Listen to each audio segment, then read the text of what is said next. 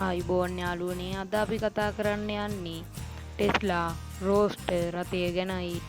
Tesla සමාගමේ රෝස්ටර් රථය යනු නිශ්චලතාවයේ සිටි පැයට කිලෝමීටර් 100ක වේගය තප්පර 1.9කින් ලබාගත හැකි සුපිරිම විද්‍යුත් මෝටර් රථයකි.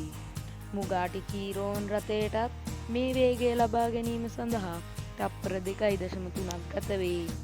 නමුත් ටෙස්ලා සමාගම මෙතනින් නොනැවති රෝස්ටර් රථ මාදිලියේ ස්පේස්එක්ස් සංස්කරණයෙන් නිකුත් කිරීමට සූදානම් වෙමින් සිටී.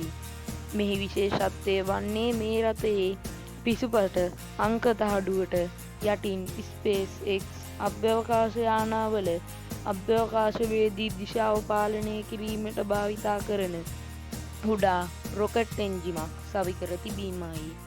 මේ මගින් ඉදිරියේදී පැමිණෙන නව රෝස්ටර් සංස්කරණයට නිශ්චලතාවයේ සිට පැයට කිලෝමීටර් 100ක වේගය තප්පර 1.1කින් ලබා ගැනීමට හැකිවනු ඇත.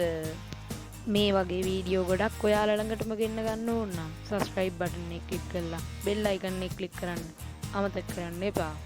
ඔබ සැමට සුබ දවසක්.